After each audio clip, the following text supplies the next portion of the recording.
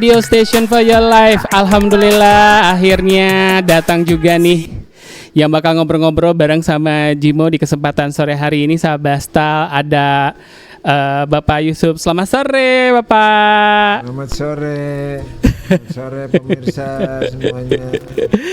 Gimana? Waalaikumsalam warahmatullahi wabarakatuh. Sebentar Pak. Cek. Coba. Oke. Cek. Ya. Alhamdulillah akhirnya bisa bertemu dengan Bapak Yusuf di obrolan kita di kesempatan sore hari ini, Sahabastal. Tadi sempat dibilang sama Jimo kalau sore hari ini kita akan ngobrol-ngobrol bareng sama calon wali kota Tasikmalaya juga wakil wali kota. Tapi untuk hari ini cuman ada Bapak Yusuf aja, nggak Bapak? Pak? Ada Pak Hendro nanti nyusul ke sini. Oh, Bapak Hendro nanti menyusul ke sini. Masih di jalan gitu. Alhamdulillah, nanti lengkap ya Pak berdua ya Pak ya. Insyaallah. Hari ini katanya agendanya cukup padat Pak. Ya, saya dari pagi ikut rapat paripurna Oke. DPRD tentang hari jadi Kota Tasikmalaya yang ke-23. Oke. Kemudian tadinya saya mau bertemu dengan sekelompok komunitas sepeda dari Taman Sari. Tapi beliau menjadwalkan tanggal itu harus kami jadwalkan kembali karena mereka masih ada kegiatan. Oh, masih ada kegiatan ya Pak ya? Nah, tadi jam 2 saya bersama dialog interaktif dengan Radar. Di Radar baru selesai barusan jam 4. Jam 4 selesai karena ditunggu di sini juga jam 4. Iya. Perjalanan sini lumayan setengah jam. Setengah jam ya Pak ya? Gitu. Dan alhamdulillah akhirnya bisa datang ke Star Radio 94,6 FM. Pak pengen nanya kalau ngomongin tentang radio, menurut Bapak nih Pak, dulu sempat mendengarkan radio nggak Pak zaman-zaman dulu? Saya dulu penggemar radio ya. Yes. Tapi sekarang tuh radio sudah di tempat saya sudah nggak ada. Jadi ada itu radio itu kalau kita putar audio ya, audio rumah. Oke. Baru ada radionya. Jadi makanya saya jarang mendengarkan siaran-siaran dari radio. Oke. Lebih banyak saya nongkrongnya di TV gitu. Oh, di TV ya zaman-zaman itu. Nongkrong di TV, lihat berita, ya ada hiburan segala macam gitu. Tapi tetap ya, salah satu media juga kalau radio sama TV juga menjadi salah satu penggerak informasi yang ada di Kota Tasikmalaya khususnya ya. Betul. Radio ini jangan ditinggalkan. Iya. Karena sejak awal juga kan semuanya juga berawal dari radio ya.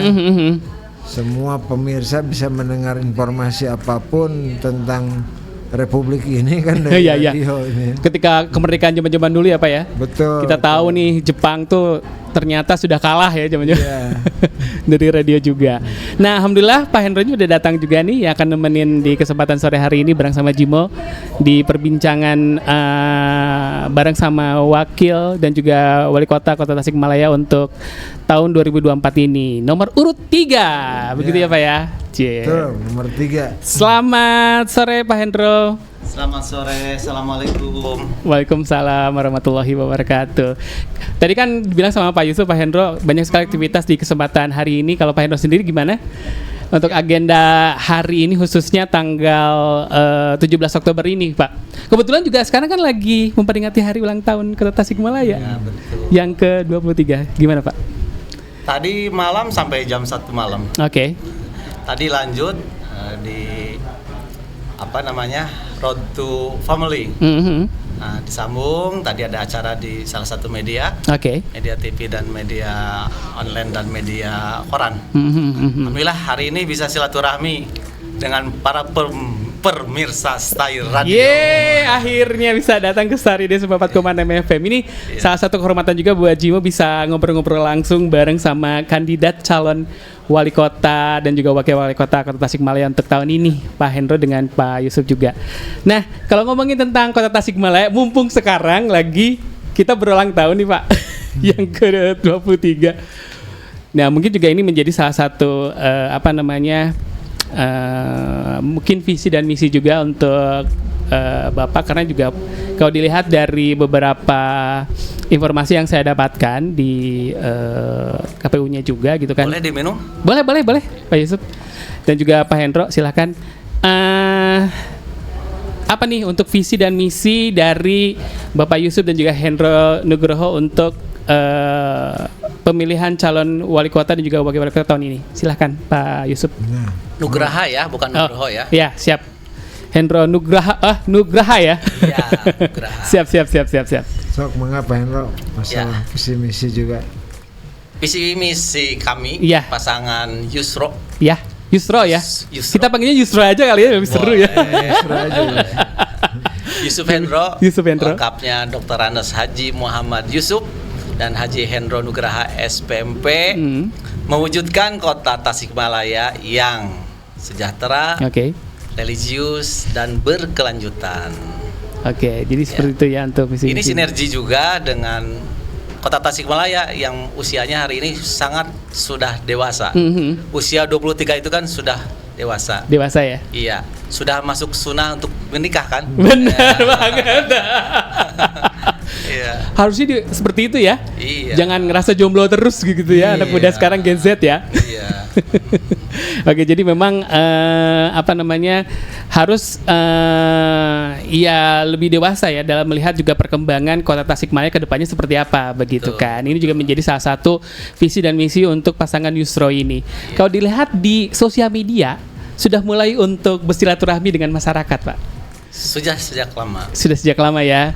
Sudah mulai sejak lama juga sudah kayak kemarin-kemarin juga sempat ke daerah Pasar Cikurubuk begitu ya. Betul, iya. Keluhan-keluhannya apa aja sih Pak yang didapatkan dari masyarakat biasanya?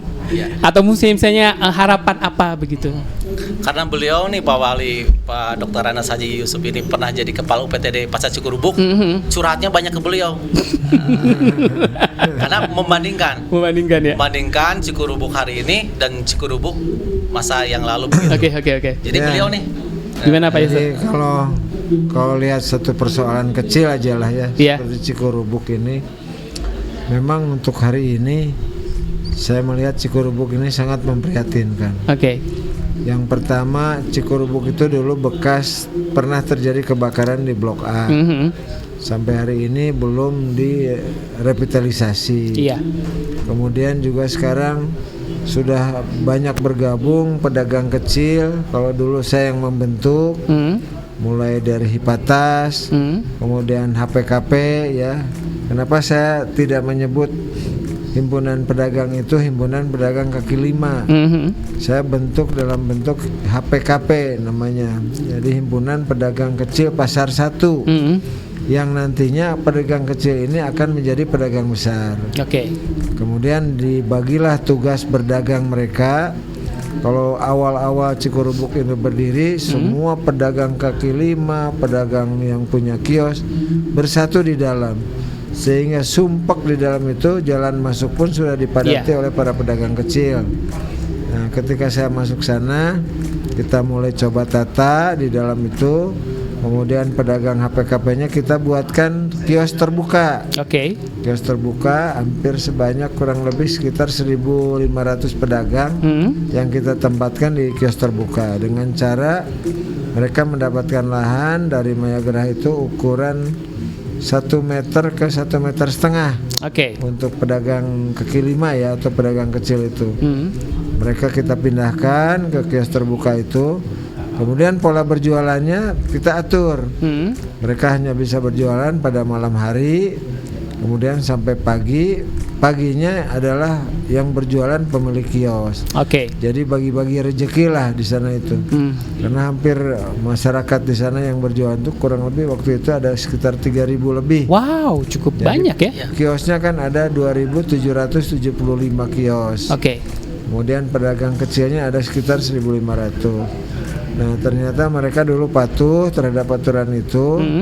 Kemudian saya tinggalkan karena saya harus pindah kerja di bagian perizinan. Jadi ketika saya tinggalkan tahun 95. Ketika kemarin saya ditugaskan lagi untuk maju bersama Pak Hendro, saya mencoba berkunjung lagi ke Cikurubuk, ternyata jauh panggang daripada api. Cikurubuk yang sudah sekian puluh tahun berdiri itu oleh pemerintah, mohon maaf, itu tidak diberikan pemeliharaan. sehingga kios yang terbakar pun sampai hari ini terbengkalai. Jadi belum ada perbaikan secara menyeluruh gitu ya. Kemudian dengan arus digitalisasi sekarang, banyak sekarang pedagang-pedagang Cikurubuk ini mulai berhenti. Ada sebagian pedagang di Passion di Blok B ini hampir 30% tutup. Karena tidak bisa bersaing dengan pedagang dengan sistem online. Nah ini juga harus jadi perhatian kita ke depan, sehingga saya dengan Pak Hendro untuk pasar Cikurubuk ini dan pasar Indihiyang ini nanti ke depan kalau saya ditakdirkan memimpin Kota Tasik, itu dua pasar itu akan menjadi prioritas kita dalam proses penataan dan revitalisasi ke depan. Jadi kami punya program revitalisasi pasar Cikurubuk dan pasar Indihiyang sebagai pusat perekonomian Kota Tasik. Ya, emang itu ya, pasar Cikurubuk menjadi salah satu pusat untuk perekonomian Kota Tasikmalaya ketika mereka juga untuk berbelanja gitu kan ya. Karena memang itu peruntukannya kan untuk pasar induk. Iya, benar. Cikurubuk itu, sehingga pedagang dari pasar-pasar lain pun berbelanjanya harus di sana. Iya. Gitu. Karena memang kalau dilihat juga mungkin nanti sistem penataan juga harus lebih baik lagi gitu kan, biar nanti juga orang-orang yang datang ke sana juga agak ngerasa lebih nyaman untuk berbelanja begitu ya Pak ya. Sekarang orang yang masuk ke Cikurubuk tuh boleh katakan tidak begitu nyaman. Iya. Sehingga kemarin saya bertemu dengan orang dari Malang langsung protes ke saya. Wow. Nah, saya bilang, kenapa ibu protes ke saya? Dah saya mah rakyat biasa. Bukan lagi penjabat pemerintahan ya. Udah bukan pejabat. Tapi ini akan menjadi perhatian kita ke depan. Bagaimana kita menata lagi supaya pasar Cikurubuk ini menjadi pasar rakyat yang modern. Gitu. Luar biasa. Itu untuk pasar Cikurubuk. Tadi memang salah satu agenda juga ya dari Yusro juga ya untuk bersilaturahmi dengan pusat-pusat ekonomi yang ada di Kota Tasik. Pasar Indihiyang juga sempat dikunjungi. Rencananya ke depan pasar Padayungan, pasar Pancasila juga. Besok saya akan lihat juga nanti untuk ke pasar burung, pasar besi, Pancasila juga ya. Karena tapi kalau Pancasila mungkin sekarang agak sedikit rada berubah lah dikit-dikit ya. Ya, itu kan juga hasil revitalisasi. Iya, revitalisasi ya. Kebetulan waktu itu anggarannya dibantu oleh Pak Wakil Menteri Perdagangan dan beliau yang meresmikan waktu itu di Tasik. Betul. Hanya memang perlu sentuhan-sentuhan lagi. Iya. Karena di Pancasila itu kalau tidak ditata dengan baik, itu para pedagang lain yang mereka bekerja atau berdagangnya di bawah, berdagang seperti kaki lima, sehingga banyak juga pemilik kios yang kosong, tidak bisa berdagang di sana. Ini yang harus dibenahi lah. Supaya itu jadi ramai. Termasuk nanti pasar Ciberem. Pasar Ciberem pada saat zaman saya itu ketika sudah diresmikan, kita berharap pasar yang suka dipakai di Pasar Munding itu, pedagang sana semuanya harus pindah. Karena mereka sudah dianggap sebagai pedagang yang ilegal. Karena kita sudah berikan mereka jatah kiosnya yang ada di Pasar Munding itu juga sudah dapat. Tapi mereka tidak mau pindah sampai hari ini. Nah nanti ke depan kita akan coba mereka dipaksa untuk meramaikan Pasar Ciberem. Karena saya berpendapat Pasar Ciberem itu akan menjadi pusat pasar yang mereka berbelanja dari arah timur, dari Manonjaya, dari Cineam, dari Karangjaya. Itu semua kendaraan umum hanya akan sampai di situ. Kita akan sampaikan bahwa kendaraan umum dari luar Kota Tasik hanya sampai di sana. Ketika mereka akan berbelanja ke kota, silahkan mereka naik angkot dari Pasar Ciberem. Artinya Pasar Ciberem itu juga akan hidup lagi. Karena itu merupakan perwakilan dari pasar induk Cikurubuk yang ada di sana. Jadi pasar induknya hidup, kemudian juga pasar konsumen yang lain juga hidup. Pasar Ciberem hidup, pasar ini yang hidup, seperti itu. Dan itu sangat bagus sekali ya untuk perekonomian yang ada di Kota Tasikmalaya begitu. Dan memang tadi yang sempat dibilang sama Pak Yusuf juga, memang sekarang eranya sudah mulai berubah ya Pak. Tapi tetap kita jangan sampai melupakan juga pasar-pasar tradisional karena mereka juga menopang perekonomian masyarakat yang ada di Kota Tasikmalaya, khususnya yang bukan hanya menopang, pusat juga ya, seperti itu. Terus juga ada beberapa hal juga yang saya lihat juga di sosial media Pak Yusro, pasangan Yusro ini memang sekarang lagi memang dari kemarin juga sudah mulai untuk berinteraksi dengan masyarakat di daerah mungkin kecamatan yang ada di Kota Tasikmalaya. Ada mungkin beberapa keluhan-keluhan ataupun juga mungkin harapan apa sih dari masyarakat memang yang sudah seperti kunjungi selama ini? Dan untuk Kota Tasikmalaya begitu kan, perubahan apa yang mereka inginkan begitu? Di 3 hal. Pelayanan pemerintah kota, layanan ya, kemudian juga di pembangunan, baik itu pembangunan fisik maupun non fisik. Meskipun kota memang sekarang infrastrukturnya sudah relatif gitu tapi masih banyak juga jalan-jalan yang rusak dan itu juga dikeluhkan. Kemarin kami keliling ke Taman Sari misalnya, kan, ya memang kenyataannya kami juga melalui jalan yang masih perlu ditingkatkan. Nah, kemudian yang itu kemasyarakatan. Aspirasi untuk kemasyarakatan banyak sekali. Ya. Mereka ingin diperhatikan, mereka ingin dipedulikan, gitu kan. Terutama kesejahteraan. Kesejahteraan ya Pak ya.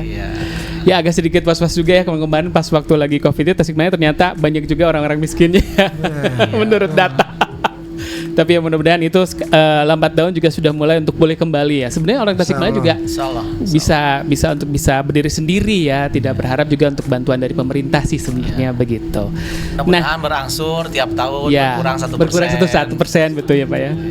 Oke. Nah, sebetulnya Pak Wali juga punya program yang resep untuk itu. Iya.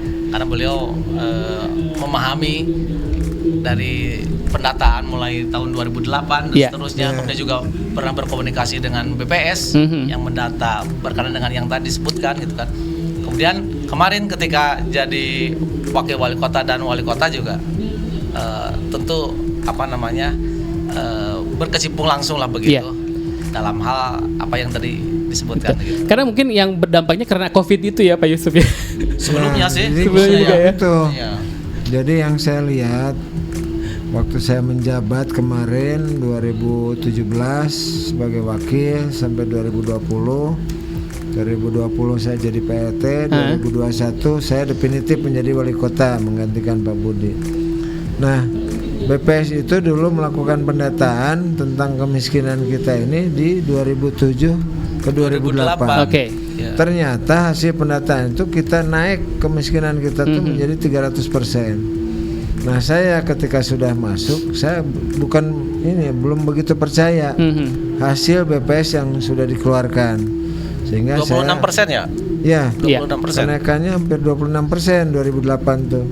Jadi para pejabat pada saat itu dari 2008 tuh berusaha untuk menurunkan angka kemiskinan.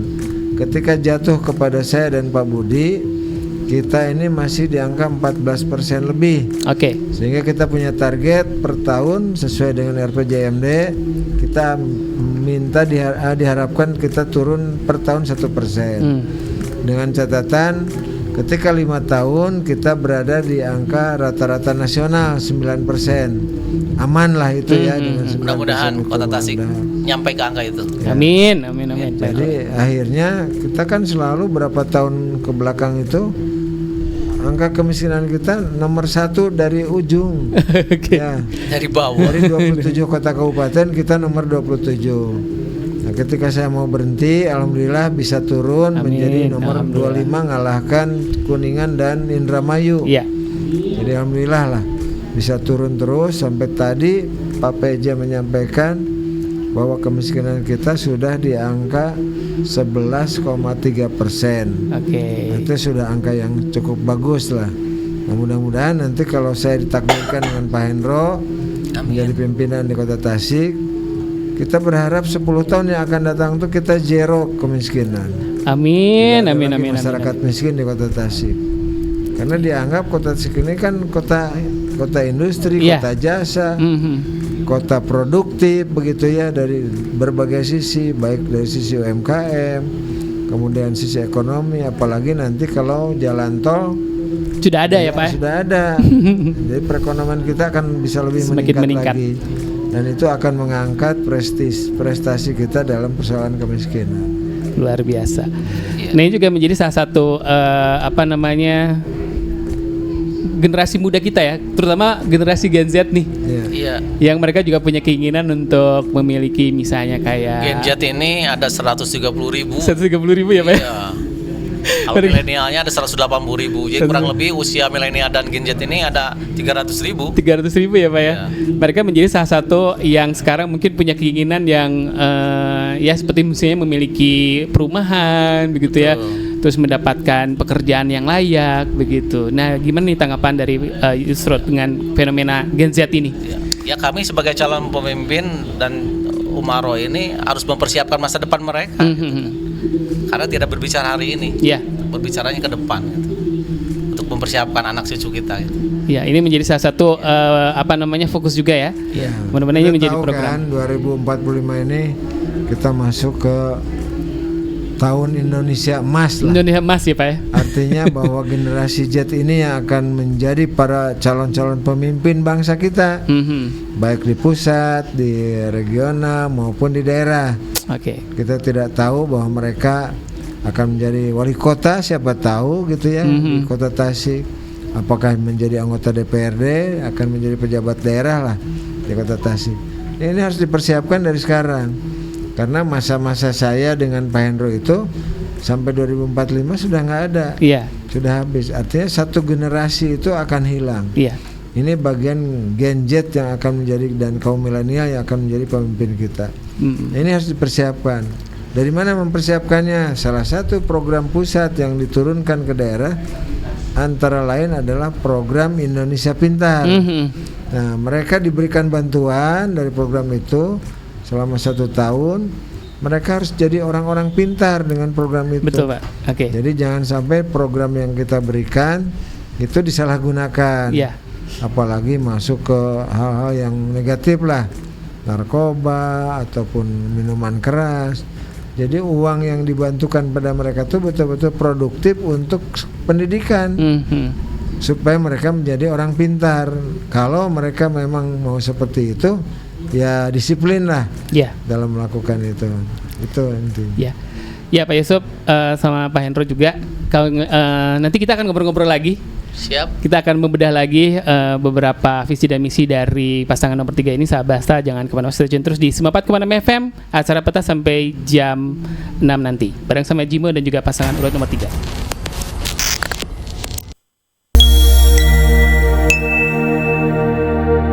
Sebabat kepada FM Radio Station for Your Life, sahabat Basta. Masih itu bareng sama Jimo Aditya nemenin kamu di kesempatan sore hari ini. Kilometer 144 bareng sama pasangan nomor urut 3 ada Bapak Yusuf dan juga Bapak Hendro. Kita masih tetap ngobrol-ngobrol tentang visi dan misinya untuk calon wali kota dan juga wakil wali kota Tasikmalaya untuk tahun 2024. Tadi ada ini ya, saya sempat lihat juga di sosial medianya Pak Hendro bilang nomor 3 itu punya arti katanya. Bener nggak Pak Hendro? Ini pas waktu lagi ini ya pengambilan nomor ya. Coba mungkin bisa dijelaskan, ini juga salah satu hal yang luar biasa juga nih. Apa aja? Waktu itu yang saya sampaikan, saya ada nostalgia dengan nomor 3. Waktu itu kemenangan Pak Sarip dan Pak Dede Sudajat ada di nomor 3. Nah, kemudian 3 juga itu iman, Islam dan ihsan. Iya. Itu menjadi salah satu juga visi dari pasangan urut nomor 3 dan juga. Dan bukan hanya nomor 3-nya.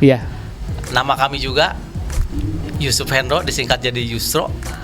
Itu di surat Al-Insyirah ayat 56 yang artinya kemudahan-kemudahan. Setelah kesulitan akan datang kemudahan.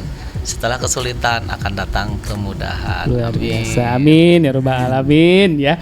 Dan memang ada beberapa hal yang saya senang dari pasangan itu adalah mereka sekarang lagi maksudnya selalu memberikan hal yang positif dan juga ada islaminya gitulah ya ke masyarakat tentunya. Karena memang kita kulturnya kalau Tasikmalaya dari dulu sampai sekarang kota santri ya bisa dibilang. Cuma mungkin sekarang pergeseran jadi ada beberapa hal yang kita anggap tuh jadi kayak kok ada sedikit perubahan ya kulturnya. Nah mungkin kayak kemarin juga kejadian ada beberapa berita-berita yang masuk yang kadang-kadang lebihnya ke negatif ya, kayak geng-geng motor dan yang lain-lain gitu. Terus juga banyak lah gitu hal-hal yang sekarang mungkin ini juga menjadi salah satu mungkin fokus juga dari pasangan nomor urut 3 ya. Gimana Pak menanggapi hal yang mungkin kejadian sekarang, berita-berita di Tasikmalaya yang jadi kayak jauh dari kota santri, ini ada apa ya gitu. Seperti yang tadi saya sampaikan, jumlah penduduk yang milenial ya. Iya. Di sekitar 180-an, kemudian jumlah penduduk yang Gen Z di sekitar 130-an, kurang lebih 300 ribuan. Memang yang tanda kutip nakal-nakal ini, geng motor ini jumlahnya kecil dibanding dengan 300 ribu. Tapi meskipun kecil, ini berbahaya. Sangat Pak ya. Kalau tidak diantisipasi. Nah, untuk mengantisipasinya memang harus komprehensif. Kami nanti kalau ditakdirkan menjadi pemimpin di Kota Tasikmalaya ini bertanggung jawab sebagai pemerintah Kota Tasikmalaya, bersinergi nanti dengan pihak keamanan, kemudian tentu dengan orang tua dan sekolah. Iya. Itu kuncinya Pak ya. Iya. Jadi yang dibutuhkan oleh kita itu dalam mengantisipasi seperti yang terjadi sekarang geng motor, pertama keluarga. Iya. Keluarga karena kebanyakan mereka ini anak sekolah, usia SMP, SMA juga belum tamat, baru kelas 1, kelas 2. Nah, yang pertama edukasinya melalui orang tuanya. Yang kedua edukasi juga melalui sekolah-sekolah. Sehingga kami dari pemerintah mungkin dengan berbagai disiplin yang ada masuk ke sekolah-sekolah untuk memberikan pencerahan. Bagaimana nilai positifnya, bagaimana nilai negatifnya, apalagi masuk dalam geng motor, kemudian risiko apa yang harus diambil oleh mereka. Ini harus dicerahkan mereka ini, karena kalau begitu dibiarkan begitu, ini geng motor tidak bisa terkendali oleh kita. Kalau sudah tidak bisa terkendali, artinya ya lebih jauhnya bakal terjadi kerusuhan-kerusuhan geng motor. Nah, ini yang harus diantisipasi. Saya berkomunikasi dengan Al-Mumtaz, yang spesial Al-Mumtaz itu lebih cenderung pada pemberantasan yang berbau alkohol dan narkoba ya. Nah, kita berikan juga oleh Nahi Mungkar. Ya, jadi Nahi Mungkarnya ya saya bilang mereka jangan membuat resah masyarakat. Ketika mereka berorasi, kemudian ada persoalan, setelah itu mereka harus berkeliling kota Tasik. Nah, ketika berkeliling kota Tasik, apakah masyarakat tidak resah? Pasti ada keresahan. Kalau ada satu batu yang terlempar di toko, ini kerusuhan bakal terjadi lagi di kota Tasik. Sehingga cari alternatif lain, apalagi mereka akan meminta untuk bisa menjadi PAM Swakarsa dan itu diatur oleh undang-undang. Silakan, kita bisa berkolaborasi nanti dengan pemerintah. Kita turun ke lapangan, kita melakukan aksi, artian merazia yang berbau minuman keras seperti itu. Kemudian juga tindak lanjut pemerintah, kalau memang ada izin minuman keras itu diperbolehkan melalui distributor ya sampai distributor. Jangan distributor menjual eceran. Nah, kalau ketahuan izin mereka, kita tegas saja cabut gitu ya. Inilah sinergitas yang bisa kita bangun dengan mereka, sehingga nanti kita bisa turun bareng-bareng ke lapangan untuk melakukan hal seperti itu. Jadi saya tidak alergi dengan urusan razia ya, tapi kita harus bareng-bareng supaya apa? Kita terlepas dari persoalan hukum, baik oleh mereka maupun kami-kami di pemerintah. Sehingga kalau kita berjalan berbarengan dari pihak mereka, kemudian pemerintah, kemudian aparat penegak hukum, kita turun. Karena saya sudah sedikit pengalaman, dulu kita turun ke lapangan, kita bawa mereka, Anda nyaksikan saja, tidak perlu ikut turun untuk melakukan razia. Kami yang merazia, karena saya juga dulu pernah menjadi penyidik pegawai negeri sipil. Saya sedikit pengalaman, saya turun dengan kepolisian, masuk ke hotel-hotel, kita periksa. Anda nggak usah nanya banyak-banyak, biar kami penyidik yang menanyakan. Ketika terjadi pelanggaran, ya kami yang akan melakukan tindakan. Anda sudah mengetahui kan bahwa kami bisa bekerja bersama-sama dengan mereka. Itu yang kita lakukan. Ya, ini menjadi salah satu preventif ya Pak ya. Biar Tasikmalaya itu balik lagi ke arah yang lebih baik lagi lah begitu ya.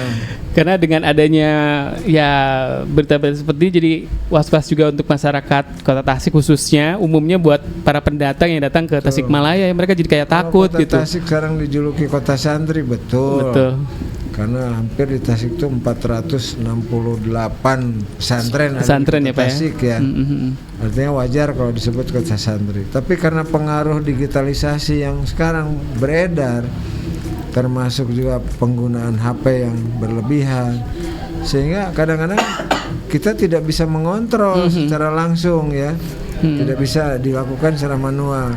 Kita pun harus terlibat dalam proses digitalisasi itu. Makanya dulu saya dengan Pak Budi ada program Tasik Berbudi, artinya berbudaya digital, sehingga di tiap kelurahan tuh kita pasang wifi yang bisa dimanfaatkan oleh masyarakat. Tidak harus melalui kuota gitu ya. Silakan kelurahan dimanfaatkan untuk mereka bisa berkomunikasi di tiap kelurahan. Itu sudah berjalan. Hanya mungkin mereka enggan ya untuk datang kelurahan, akhirnya mereka beli kuota. Yang lebih serius lagi persoalan judi online. Iya betul Pak sekarang Pak. Ini Tasik ini juga terimbas ya, karena Jawa Barat itu kan pemain judi online-nya tuh hampir mencapai 500.000 lebih. Wow. Dengan omset hampir 3,5 triliun. Triliun ya Pak ya? Ya, ini harus segera diselesaikan. Bagaimana polanya ya? Yang ikut judi online ini kan semua datanya sudah terpegang oleh PPATK. PPATK tinggal lapor ke Kapolri karena alamat semuanya sudah lengkap. Karena mereka yang main judi online itu kan setornya melalui bank, sehingga data mereka sudah lengkap dari Kapolri. Kalau kita mau mereka mendapatkan efek jerak, kita koordinasi saja dengan pihak Polri, minta data mereka, kita bareng-bareng melakukan pembinaan kepada mereka. Jadi kalau satu kali kita bina, mereka masih terus bermain, kedua kali masih terus bermain, ya ketiga kali mah sedikit dibinasakan. Artinya bukan dibinasakan begitu, kita berikan pembinaan supaya ada efek jerak. Ya saya minta ke Polri untuk ditahan. Apa bedanya mereka dengan judi sabung ayam, judi-judi yang lain? Ini adalah era baru teknologi ya. Ini kan teknologi. Terus yang selanjutnya bahwa apa yang mereka lakukan itu sebetulnya merugikan diri sendiri dan keluarga. Karena apa? Saya tahu persis ada keponakan teman saya, dia dijadikan admin di judi online itu. Pertama dia dikirim ke Singapura, dari Singapura sekarang di Kamboja. Kan pusat judi sekarang tuh ada di situ di Kamboja. Bener. Sampai hari ini mereka dia tidak bisa pulang. Tidak bisa pulang ke Indonesia karena paspornya ditahan. Dia tinggal nangis ingin pulang walaupun dia digaji besar. Terus dia cerita bahwa penjudi online itu tidak akan bisa kaya dari judi online itu, karena kan dengan sistem sudah gampang terdeteksi oleh mereka para admin itu. Sekali bisa dimenangkan, 2 kali dimenangkan, 3 kali dimenangkan, keempat kali dikuras semua. Sampai habis betul-betul, sampai menjual apapun yang harus dijual, ada jual motor, jual rumah, ya sudah akhirnya bangkrut. Nah ini yang harus diwaspadai. Jadi saya menyarankan ke usia-usia sekolah, tolong berhentikan itu. Ya memang ini efeknya bisa ke anak-anak yang malah sekarang lagi sekolah ya Pak ya? Judi online ini ya? Iya, usia sekolah. Luar biasa loh. Mereka kan rata-rata harus setor itu minimalnya 100.000 Pak. Mohon. Iya, 100.000. Dan itu melalui bank. Bank kan gampang terdeteksi kan, karena alamatnya ada dan itu sudah terdeteksi oleh PPATK. PPATK tinggal nyerahkan saja ke Kapolri. Nah ini data penjudi di wilayah kecamatan. Dan ngerinya itu malah ada beberapa ya oknum-oknum juga kayak pegawai negeri juga melakukan seperti itu, pejabat juga. Kalau mau ingin lihat, Pak. Itu antara jam 9-10 malam antrian di ATM itu. Oh gitu ya Pak. Iya. Luar biasa. Ya ini nanti setor. Ya ini salah satu mungkin tantangan ya. Buat Pak Yusuf sama Pak Hendro juga nanti kalau terpilih gimana caranya nih gitu ya biar paling penting judi online ini edukasinya bisa tersampaikan begitu ya Pak. Kepada sekolah ya. pihak sekolah pun jangan alergi lah ya untuk melakukan itu. Kemudian juga kepada orang tuanya, juga kepada aparat, termasuk aparat penegak hukum, jangan dibiarkan. Mereka terus diberikan pembinaan, minimal dipanggil lah, karena datanya sudah jelas ada, alamatnya jelas ada, sampai ke tingkat polsek itu ada. Tinggal diundang, diberi pengarahan. Tong sekali-kali deh main begitu, karena Anda akan terkena dampak hukum. Betul. Yang cukup berat kan, yang namanya penjudi itu kan ada ke dalam KUHP-nya tuh. Jadi itu yang akan kami lakukan nanti, koordinasi dengan aparat penegak hukum. Betul. Bagaimana supaya masyarakat yang suka bermain online itu, terutama judinya, mereka bisa berhenti. Karena merugikan semuanya, termasuk orang tuanya, keluarganya. Kalau yang walaupun sebanyak apapun uang dimainkan di situ mah tetap akan jadi bangkrut itu. Betul. Jauhi judi online, malah bukan jauhi lagi ya. Blokir semua ya. Betul itu ya. Sudah. Harusnya seperti itu, tapi kan betul. Kita nggak bisa ya. Nggak bisa karena ketika diblokir satu bermunculan yang lain gitu ya Pak ya. Malah kadang-kadang jadi kayak misalnya kita buka Facebook jadi malah keluarnya judi online. Iya itu. Iya. Karena banyak sekali aplikasinya kan yang dibuka itu. Oke, ini juga ada pertanyaan juga nih buat Pak Yusuf sama Pak Hendro juga, kalau ngomongin tentang bidang olahraga kita nih Pak di Tasikmalaya. Kita tahu juga Tasikmalaya sebenarnya penyumbang atlet luar biasa ya. Untuk misalnya cabang bulu tangkis dulu begitu ya, kita punya Susanti gitu. Tapi kalau sekarang jadi kayak kurang terdengar lagi begitu ya, maksudnya pembinaan yang lebih kompetitif lagi untuk Kota Tasikmalaya, padahal sebenarnya kalau atlet-atletnya udah luar biasa ya di beberapa cabang. Gimana nih Pak tanggapannya? Ya, pertama yang harus dibenahi adalah lembaga fasilitatornya. Siapa itu fasilitator dalam lembaga olahraga? Itu adalah KONI. Di KONI itu diberikan bantuan oleh pemerintah berupa pembiayaan untuk melakukan kegiatan-kegiatan yang sifatnya memang untuk bisa mendapatkan prestasi atlet. Yang punya atlet adalah cabang olahraga. Nah, cabang olahraga ini juga harus bersinergi dengan KONI untuk melakukan kegiatan, kemudian juga diberikan insentif dalam bentuk pembinaan olahraga kepada mereka. Karena apa? Pemerintah pun punya kepentingan di olahraga itu. Jadi jangan hanya prestasi yang didapatkan, tapi prestisenya hilang. Sehingga kalau sekarang kita berharap pemerintah itu Anda mengikuti event olahraga dalam bentuk PON, kemudian ada atlet Tasik yang masuk di sana, itu minimal jadi prestise daerah. Contoh kemarin di PON kita juga banyak ya yang mendapatkan hasil, beberapa yang mendapatkan medali emas. Saya juga kebetulan menjadi pembina di tenis meja. Kemudian mereka berharap bisa dapat bonus. Ya pertama pemerintah harus menyiapkan dulu, baru nanti cabang olahraganya ya, cabang olahraga, karena dia yang membina atlet tersebut. Kita ya iuran atau bagaimana lah caranya supaya mereka diberi perangsang untuk bisa terus menjadi atlet binaan dan atlet berprestasi. Jadi KONI ini sangat berperan karena di situ kan ada Binpres ya yang melakukan pembinaan prestasi. Nah ini fungsikan betul Binpres itu di KONI itu supaya ketika atlet akan bermain, nah Binpres ini akan berperan dalam melatih fisik, melatih teknik, walaupun nanti akan dilepaskan juga kepada para pelatih khusus. Tapi di Binpres ini dalam pembinaan pembinaan fisik daripada atlet ini kan harus betul-betul siap, siap mental, siap segala macamnya. Ini ada di Binpres. Nah kalau Binpresnya tidak difungsikan, ya bagaimana atlet bisa berprestasi? Betul ya. Ya ini menjadi salah satu karena kan memang keinginan mungkin dari para atlet yang ada di Tasikmalaya, mereka juga mendapatkan apresiasi dari pemerintah Kota Tasikmalaya khususnya ketika mereka berprestasi.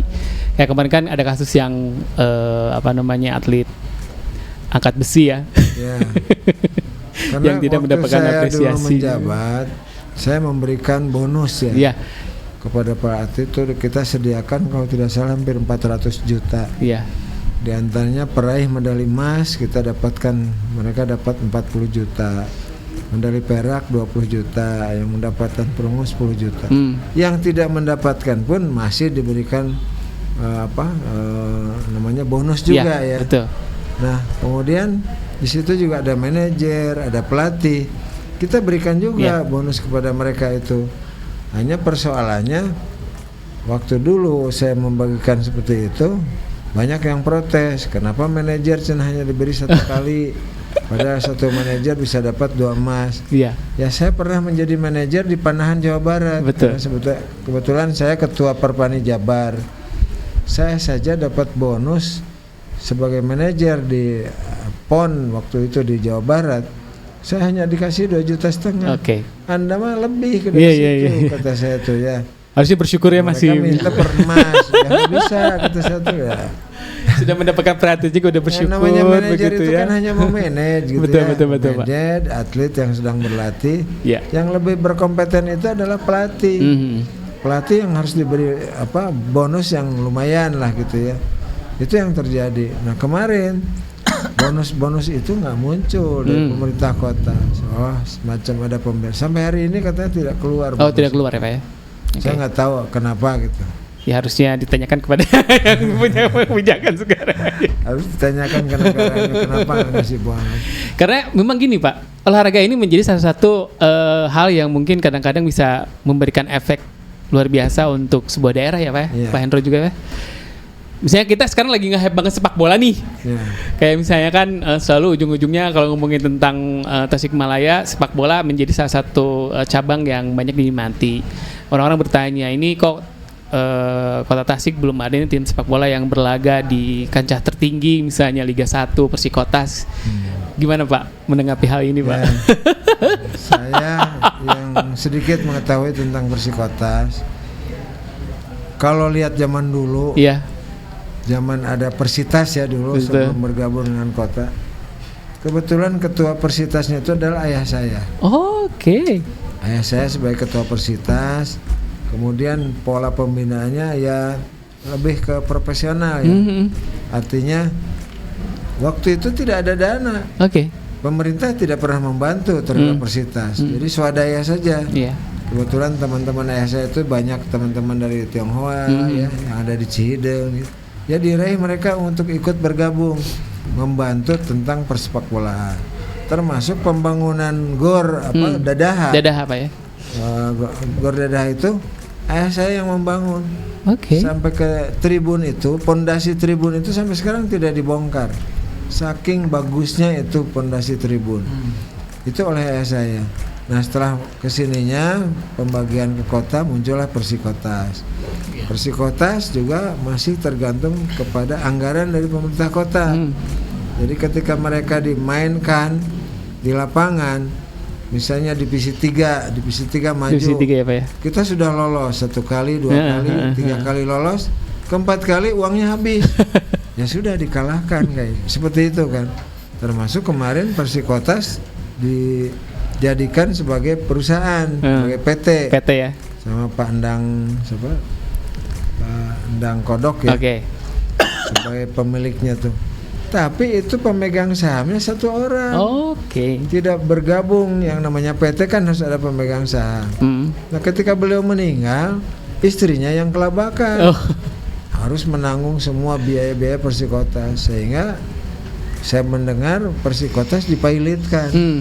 Iya Pak. Jadi kepengurusan Persikotas sudah tidak ada sebetulnya sekarang. Saya dapat dengan Pak Erwan ya. Besok kita bikin olahraga di Tasik, sepak bola Persib Legend. Siapa nanti partner mainnya? Ya, ada Persikotas tapi pemainnya sih masih ada, tapi tergabung di mana itu belum jelas. Padahal sekolah-sekolah sepak bola di kita sudah mulai banyak ya. Betul. Bukan anak-anak SD ya, SMP seperti di Brigip.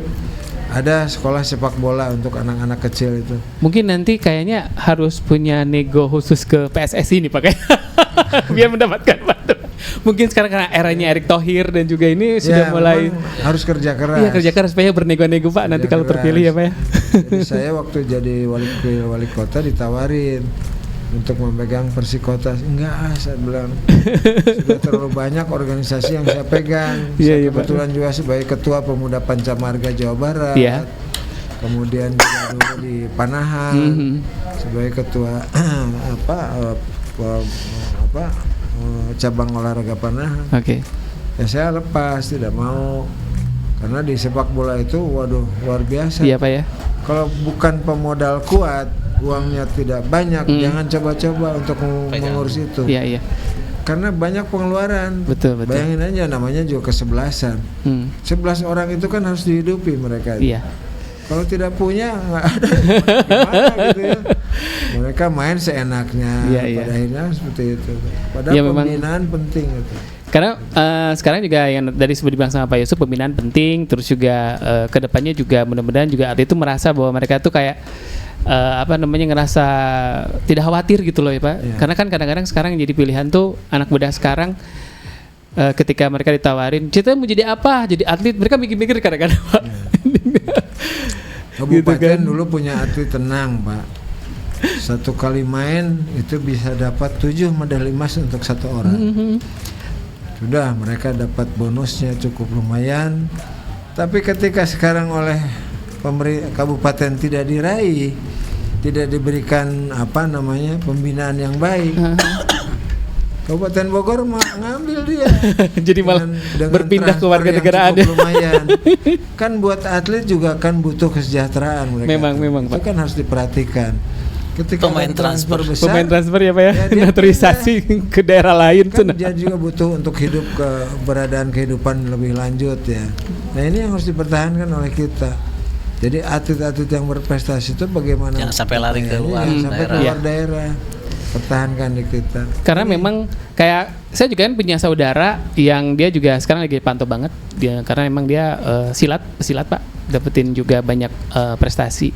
Sekarang memang memantau perkembangannya gitu. Tapi dapetin banyak kemudahan ketika ngomongin tentang beasiswa sekolah begitu ya. Itu menjadi salah satu mungkin reward lah ya. Apa yang sudah dilakukan untuk nama Kota Tasikmalaya begitu. Sampai ya Pak. Ada Pak atlet tinju begitu dia dapat prestasi, dapat medali emas, dia nganggur, nggak punya pekerjaan. Ketika ironis kan. Ketika datang ke saya, "Pak, Menawi, Ayah, Padamelan," mohon gitu. Saya upayakan mereka bisa bekerja. Akhirnya saya daftarkan jadi satpam PDAM. Akhirnya dia diterima walaupun hanya satpam, tapi dia kan punya salary tiap bulan. Dah Pak, Abdi sudah diterima katanya menjadi satpam. Berkat saya yang kita dorong lah mereka untuk. Nah, hal-hal seperti itu kan harus terperhatikan oleh pemerintah. Jangan dibiarkan. Kok sekiranya ada peluang-peluang yang bisa diberikan kepada mereka, para atlet berprestasi tapi menganggur, belum punya pekerjaan, supaya tidak lari ke daerah lain, berikanlah mereka kesempatan untuk bisa bekerja. Banyak di kita juga Pak ya yang bisa kita bantu. Perusahaan kita cukup banyak. Masa kepala daerah tidak bisa? Ya, memberikan akses begitu ya Pak ya. Akses pada mereka. Kemudian kota juga punya bank sendiri ya. Bank Syariah Madinah itu kan bisa mereka dikerjakan atau dikaryakan untuk menjadi orang yang bisa operasional di lapangan. Kenapa tidak gitu ya? Peluang-peluang itu ada, cuman jangan ikut dalam kepentingan. Betul. Kita emang lurus-lurus aja gitu Pak ya. Jangan ikut nimbrung lah. Nimbrung ya Pak ya. Oke. Seru nih obrolan kita bersama Pak Yusuf juga Pak Hendro. Karena saya benar-benar banyak pertanyaan-pertanyaan nih Pak. Karena saya juga merasa mungkin kulturnya juga sebagai masyarakat yang melihat perkembangan Kota Tasikmalaya selama ini juga sangat luar biasa gitu ya perkembangannya. Sekarang mungkin yang saya ingin tanyain juga, mungkin orang-orang sudah mulai menatap bahwa Kota Tasikmalaya itu menjadi salah satu kota wisata kuliner dengan banyak UMKM ternyata Pak. Nah ini gimana nih pandangan dari Pak Yusuf sama Pak Hendro ngomongin tentang UMKM Kota Tasikmalaya yang semakin sekarang udah seminggu 2 minggu udah banyak yang baru-baru nih, brand-brand sudah mulai datang ke Kota Tasik. Gimana cara untuk memanagenya nanti kalau terpilih misalnya? Alhamdulillah UMKM Kota Tasik sedang menggeliat gitu kan. Ada yang kuliner ataupun yang non kuliner ya. Betul. Nah tentu yang kuliner ini salah satu contohnya ya. Ini perlu didorong.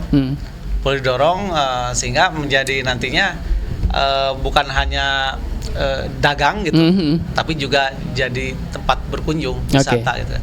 Ada tujuan ketika kita main ke Jogja kan, ada tujuan pingin kemana, beli apa, jadi wisata. Nah tentu kita juga harapkan untuk Kota Tasikmalaya seperti itu. Dari barat misalnya, dari Jakarta, dari Bandung berkunjung ke Tasik, bukan hanya berkunjung, tapi juga berbelanja sekaligus berwisata itu. Salah satunya fasilitas yang sudah dibuat oleh Pak Yusuf itu Malioboro-nya Kota Tasik. Wah, alhamdulillah. Masa kepemimpinan dari Pak Yusuf ya. Iya. Itu kan prestasi yang tidak bisa dihapus. Iya, betul. Tinggal ke depan apabila kami terpilih akan melanjutkan kembali lah ya. Mungkin nanti sampai ke hajat sana lagi. Jadi lebih panjang sampai Negara Wangi. Negara Wangi ya Pak ya. Iya. Jadi saya masalah kuliner Kota Tasik ini memang sudah terkenal di mana-mana. Betul Pak. Jadi kalau saya melakukan bukan penelitian ya, sedikit memantau. Kenapa setiap hari Rabu Kota Tasik selalu hotelnya penuh? Wah, iya. Tiap hari Rabu itu. Tiap hari Rabu Pak ya? Hari Sabtu malam Minggu. Sabtu malam Minggu. Ternyata para pelancong itu, karena Kota Tasik ini kan bukan kota tujuan wisata, tapi kota transit ya. Betul. Sehingga orang Jakarta yang akan berangkat ke Jogja, mau bermain ke Jogja, mereka transit dulu di sini. Ada semalam, 2 malam, mereka nginap di sini. Makanya kan banyak bermunculan hotel-hotel cukup besar lah ya, bintang 3, bintang 4 yang ada di Kota Tasik. Ternyata seperti itu, sehingga penuh itu setiap hari Rabu. Kemudian mereka melakukan kuliner, mereka jajan bakso ya, karena bakso Tasik ini kan bakso yang paling terkenal di mana-mana ya. Sangat Pak. Sehingga orang mulai banyak tuh berjualan bakso, belum kuliner lainnya. Nah saya ketika menata Cihideng ketika sudah beres, Pak Gubernur waktu itu Pak Ridwan Kamil menanyakan ke saya, ini mau diapakan Cihideng itu? Kalau siang Pak, ini dipakai oleh para pedagang konveksi biasanya kan fashion, tapi mereka hanya berdagang sampai jam 4. Setelah jam 4 dipergunakan apa? Ya belum tahu, saya belum punya program. Bagusnya bikin Cihideng itu untuk kuliner malam. Mereka bisa berdagang dari jam 6 sore sampai jam 6 pagi dengan catatan. Kalau desa dulu ada pasar ceplak ya. Pasar ceplak Pak. Modelnya ya. Mambo itu. Iya. Jadi jam 6 pagi harus sudah bersih lagi. Bisa dipergunakan untuk masyarakat biasa yang jalan-jalan ke Cihideng. Mungkin yang kita tahu kalau seandainya di Tasik itu ada mambo kuliner doang ya setiap malam minggu. Hanya itu. mambo itu mambo kuliner ya. Itu kan dilolanya oleh Pak RW di situ ya. Tapi kan kalau saya lihat tidak merenah ya, karena orang yang makan di situ kan harus ngampar di trotoar gitu ya. Ya memang harusnya ada tempat yang sangat khusus dan ada juga nyaman khusus, begitu ya buat kita untuk wisata kuliner ya. Begitu ya Pak. Ada bangku atau ada bangkunya. Gitu. Di Solo itu ada tuh. Ada ya Pak ya, Solo ya. Mungkin bisa jadi kayak inspirasi untuk bikin. Di jalannya itu difasilitasi oleh pemerintah, ada kanopi. Oke. Sehingga kalau hujan bisa nggak kehujanan tapi nyaman dalam berkuliner begitu Pak. Ya. Nah ini juga mungkin nanti jadi pemerhati juga maksudnya sebuah visi juga ya biar nanti gimana cara untuk jadi bikin. Nanti dalam program kami bagaimana supaya Cihideng ini betul-betul menjadi pusat perhatian masyarakat ya. Karena dengan penataan kemarin saja Cihideng Hajat ini sudah terkenal di mana-mana ya. Boomingnya itu sampai keluar daerah, termasuk Pak Bima Arya datang langsung sendiri ke Tasik, diantar sama saya dari Cihideng sampai ke Hajat, kita jalan kaki, luar biasa katanya. Pak RK juga memberi jempol 2 kepada saya kan. Pak Yusuf mau pensiun masih punya inovasi untuk menata. Saya bilang bukan itu Pak, karena kalau kita lihat sebelum ada penataan, yang namanya Hajat itu tiap hari itu kemacetannya luar biasa. Apalagi kalau sudah keluar kendaraan box ya untuk bongkar muat. Separuh jalan habis Pak. Tapi kalau sekarang kita seperti itu terus 10 tahun yang akan datang mau seperti apa Hajat? Ini harus ditata. Makanya saya bongkar di situ dan memang waktu itu cukuplah tantangan bagi saya itu besar ya. Sampai ketika sudah selesai pun saluran yang ada di Hajat itu tiba-tiba jadi banjir. Loh, katanya ini ditata, tapi kenapa jadi banjir Hajat yang tidak pernah banjir? Saya coba telusuri, coba masuk, saya bilang gorong-gorongnya kan besar itu kan ukurannya. Coba ada yang masuk, saya bilang ke saluran. Apa yang terjadi Pak? spanduk yang melintang jalan itu dimasukin ke situ. Ya ampun. Kan Jadi orang yang mempet gitu ya. yang sengaja mungkin ingin memperkeruh suasana. Ketika sudah ditarik, ya sampai hari ini tidak ada banjir di Hajat kan. Kemudian yang kedua Cideng. Kenapa Cideng kami bongkar di situ? Karena hampir, mohon maaf ya, pemilik toko di sepanjang Cideng itu tidak punya septic tank. Oke. Jadi pembuangan limbahnya tuh langsung ke sungai ya. Siapa yang memanfaatkan sungai itu kan yang di hilir.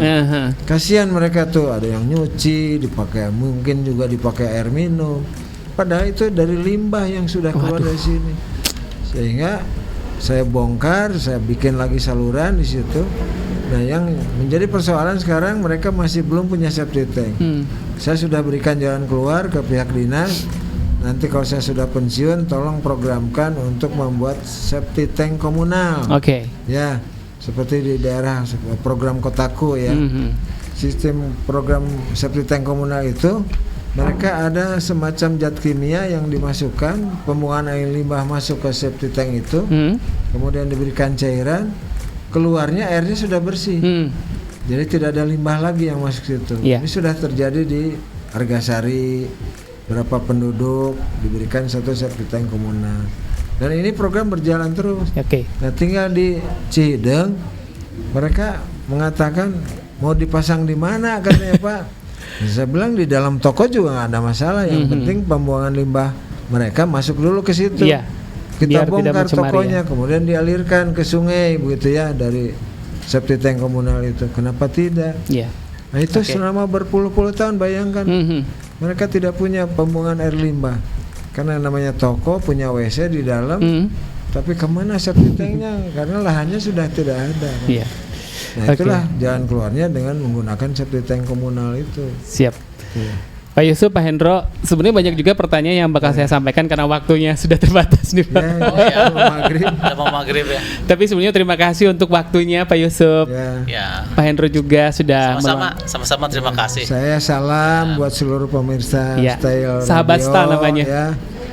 Sahabat Style. Insya Allah nanti kita bertemu lagi, tetap muka lagi dengan mereka-mereka. Mudah-mudahan ya, saya mohon doa. Mudah-mudahan saya dengan Pak Hendro diberikan keberkahan oleh Allah untuk memimpin Kota Tasik. Amin. Terima kasih. Assalamualaikum warahmatullahi wabarakatuh. Waalaikumsalam warahmatullahi wabarakatuh. Sekali lagi terima kasih buat Pak Yusuf dan juga Pak Hendro yang sudah meluangkan waktunya untuk datang di Peta. Jadi buat kamu juga sahabat Stal, ini menjadi salah satu program luar biasa dari Star Radio untuk memberikan kontribusinya buat para calon Kota Tasikmalaya, wakil dan juga wali Kota Tasikmalaya untuk bisa menyampaikan pemikirannya di Star Radio 94,6 FM. Ketemu lagi setiap hari Kamis jam 4 sore sampai jam 6 sahabat Stal di Peta. Program yang memberikan fasilitas untuk perbincang strategis Kota Tasikmalaya bersama dengan calon wali kota dan juga wakil wali Kota Tasikmalaya di tahun 2024 ini. Ketemu lagi bareng sama Jimo minggu depan sahabat Stal. Dan waktunya Jimo Aditya pamit dulu. Ketemu lagi nanti di kilometer 144.